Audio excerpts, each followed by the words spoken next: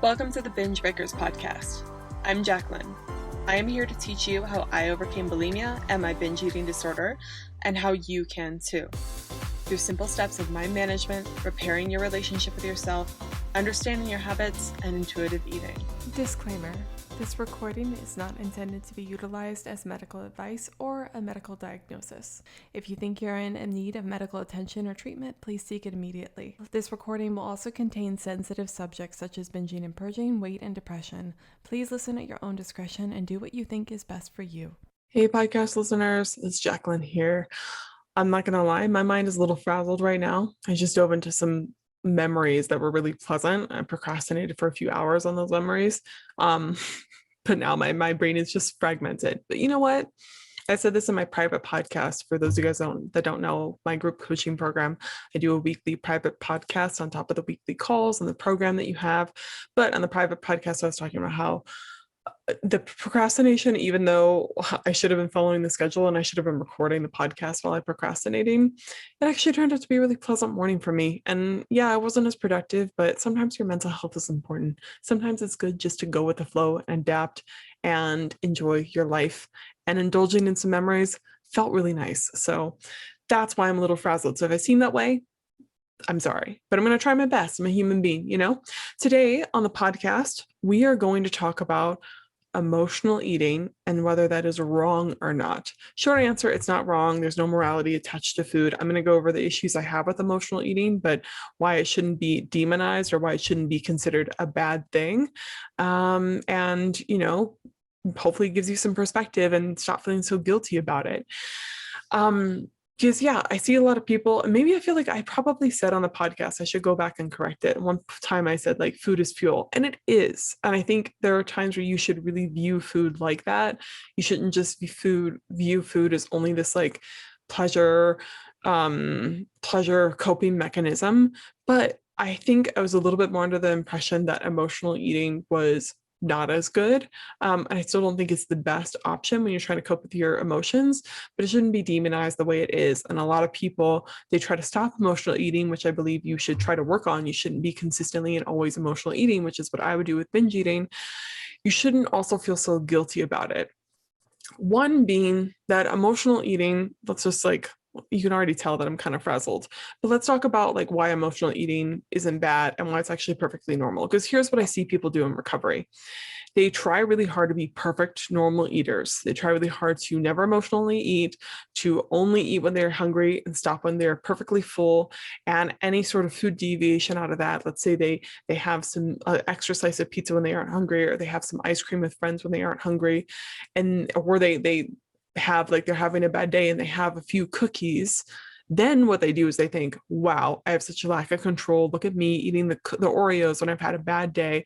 Why can't I just cope like a normal person?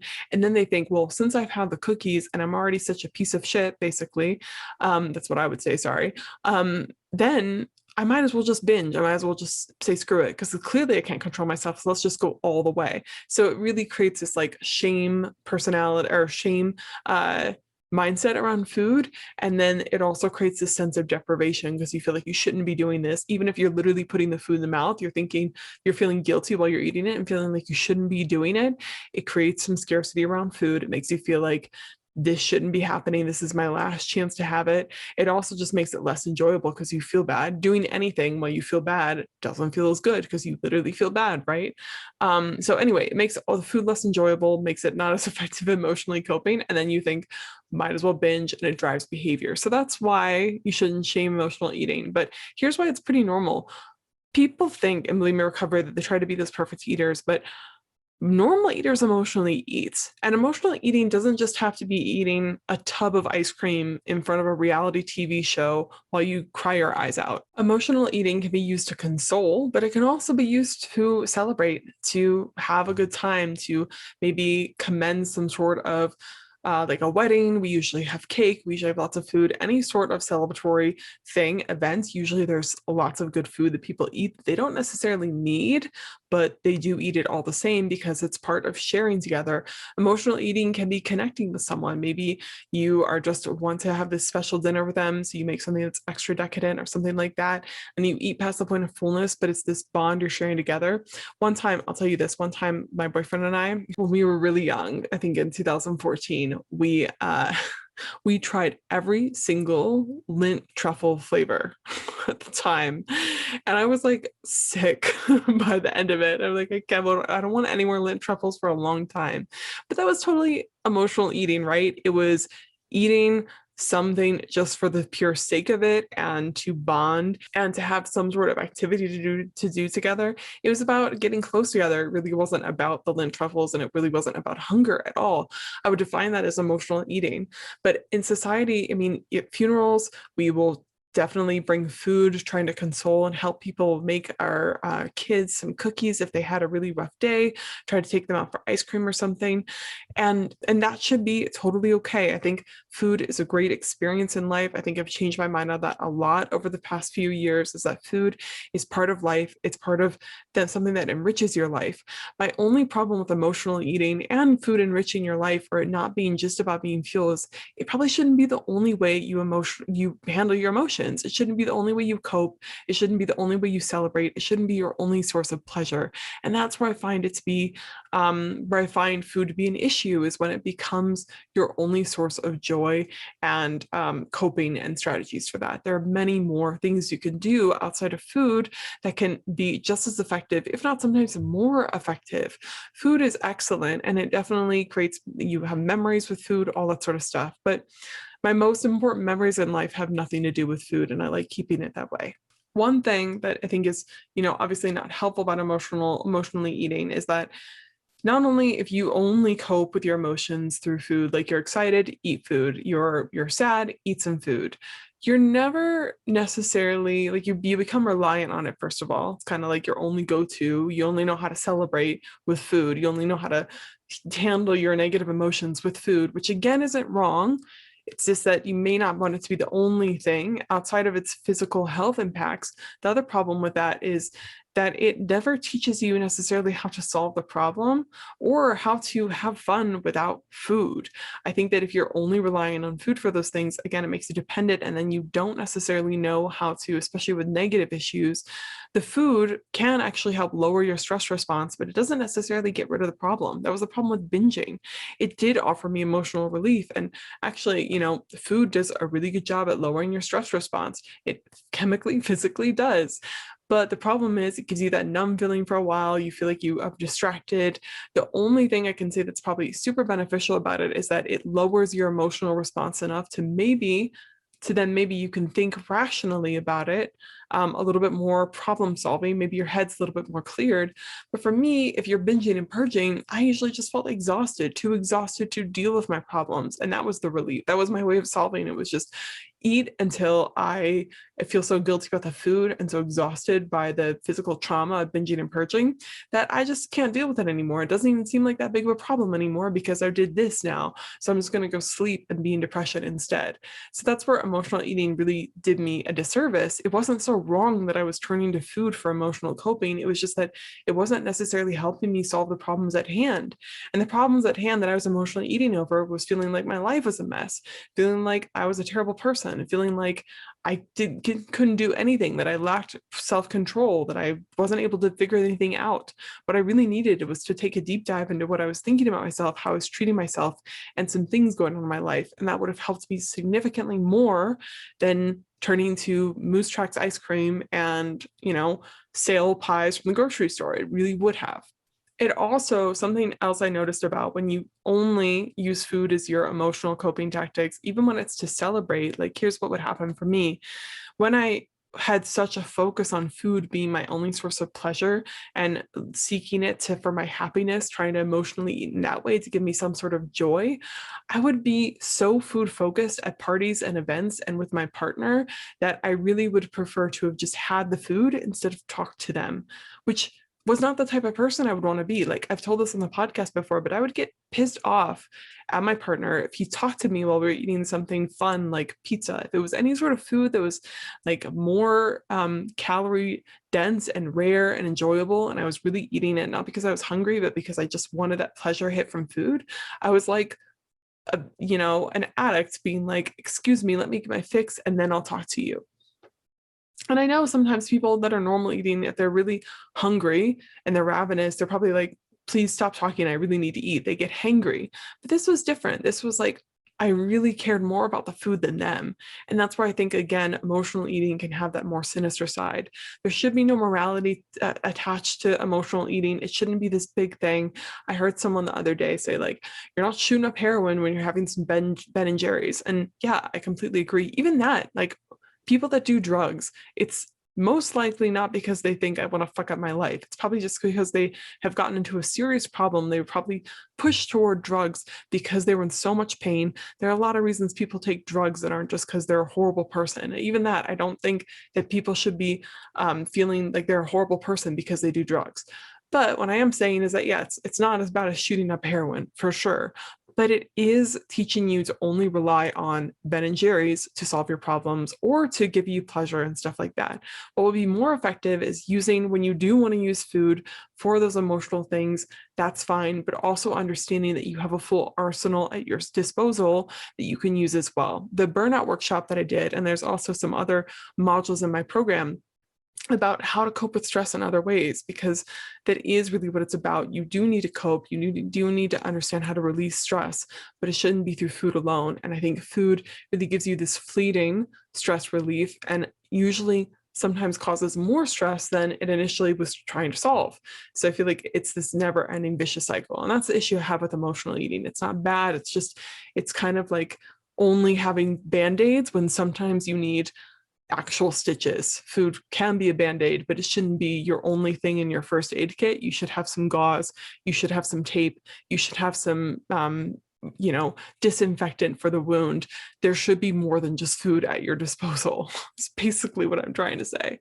And when you solely rely on food, it really keeps you from understanding how to use these other really beneficial regulatory behaviors that can help you with emotions. And I do find that some of them are more effective at food, especially with those negative emotions. And then when you are actually wanting to use food, you can use it, as one of my clients say, when you're actually in the mood for it, instead of feeling like it's the only thing that will solve your problems and then feeling bad about the fact that it's the only thing that will solve your problems. But I don't want you to go and think, again, for like I talked about in the beginning of the episode, I don't want you to emotionally eat and then think, wow, I'm such a bulimic, I'm such a horrible person, I'm so out of control. No. Normal people cope with emotions with food. It is a normal thing that happens in society. I know not everything that is normal should be seen as something good, but you're not so different. And that's the other side note or piece of it. I feel like I've been saying this a lot lately, but if you haven't heard it, then that's good. And repeating things does help you learn. But people that struggle with eating disorders are so hard on themselves with eating behaviors, even though what they're doing, they think it's so disordered. A lot of things that they do are very normal. Like, they have these normal desires. It's like little kids, teenagers getting shamed for sexual urges, of having some sort of sexual desire. If they grow up in a very maybe restrictive religious home, they get shamed for that and think that they're a horrible person for their sexuality, right? When it's a totally normal part of being a human being. Same thing with food. People with eating disorders seem to get so mad at themselves when they break, when they have an extra cookie because they wanted it, because they were a little extra hungry, or they just wanted an extra cookie because they felt like it. People that are normal eaters do that all the time. What I think they do differently, and I just talked about this in a private podcast, is that they don't overthink it and then they move on. I think when we shame ourselves for those things, it makes it more taboo, it makes it more rare, it makes it seem like this thing you shouldn't do, and then you even feel the more appeal to it, and then it feels like every time you have a cookie, it's the last time, so you have to binge. You see where I'm going with this? I feel like I'm just talking a million miles per hour, but hopefully this podcast makes it clear that while emotional eating is a totally normal thing to do, and you shouldn't shame yourself for it. You also shouldn't solely rely on it. And you need to find that balance. You need to find the balance of not all the time emotionally coping and actually doing it from a place of when you choose to, when you're actually in the mood to emotionally cope with food, but then also having other things at your arsenal, understanding that emotionally coping with food and the need to just have the need that you have emotions that you need to solve them in some way is a totally normal human experience. And you're not just this crazy bulimic for having these issues. Everyone has these issues. It's just that you have the layered eating disorder on top of it, which makes you feel like you're more extreme than others, like you're more of a helpless case than others. You're really not. It's just that you maybe have created maladaptive coping tactics towards these behaviors. Anyway, I feel like I'm rambling, and I kind of am, but that's okay. I know I say that on my podcast, but this podcast, I understand, a little rambly. That's okay. I told you guys at the beginning I was a little frazzled, but hopefully this makes sense, and hopefully this helps you take a little bit of judgment off yourself for when you do emotionally eat. And maybe next time you're emotionally eating, here's some practical advice for you. I might say that observe what you're doing without shame and judgment. Try to be like, okay, this is normal people emotionally eat. This is what happens. Instead of trying to be like, we've already screwed up, try to give yourself a little patience and just observe, be a little bit curious. How does it feel when you're emotionally eating? Is it helping you? How does it help you? Is there anything else that you need when you're going through those emotions, especially negative emotions? You could just ask yourself when you're eating cookies or ice cream or whatever it is that you do with food. What I needed while I was binging wasn't someone to be like, you're being stupid, stop it. What I really needed was someone to be like, hey, what do you need? What's wrong? What's going on? Do you need to talk about something? What is going on that's making you feel the need to do this? What's happening in your head? And I was miserable. I needed a shoulder to cry on. I needed someone to tell me it was going to be okay. I needed to just feel better. That's what I needed. And there were other ways I could have done that. I could have probably called a friend. I probably could have journaled a little bit. I probably could have gone for a walk or a run with my dog. So in those moments, I don't want you to judge yourself for it. I want you to understand that it's not wrong. There's no morality attached to it. But I also want you to understand that there's other things at your disposal. Instead of trying to stop yourself during that moment, it could just be helpful to get curious and ask yourself, what do you need? See and hear yourself and try to give yourself what you need. I think that's what we all want at the end of the day, is to feel like we're taken care of. And it has to start with you taking care of yourself. Okay, so this podcast took so many turns. I'm so sorry, but I know that it was helpful. Someone told me on Instagram the other day, don't apologize for things that you say in the podcast. And someone also said, your podcast seems more real. You seem like you're actual human beings. Hopefully these one episodes are a little bit more rambly. I sometimes like it when I hear podcast episodes like this, because it's like, yeah, they're a real human fucking being. I can relate to them. So hopefully this helped you guys. Hopefully it made you feel a little bit more better about emotional eating. And I feel like this is a newer, so I've thought this for a while, but I haven't really talked about it much. And I feel like maybe my earlier podcast episodes, I was a little bit misinformed about emotional eating, probably because I had worked so hard to not emotionally eat that I was attached to it that way. But that's my opinion on emotional eating. And please let me know if you think differently. Message me on Instagram or something, or if you related to it, please, message me about that as well. Or you can give the podcast a rating and review and talk about it there. I don't care. But anyway, thank you so much for listening. I say this every now and again, but I really couldn't do what I'm doing today and live the life I'm living without you guys. I get messages from you guys all the time on Instagram. I can't respond to every single one because I have to, prioritize my clients and then my own mental health. But I see them. I read every single one. I just can't always respond. But thank you for reaching out. Please don't stop. And they mean the world to me, especially the ones about, what the podcast has meant to you. So thank you. I see you guys out there listening, and I appreciate your support so much. I hope you guys have a wonderful weekend and never give up on yourself, my friends.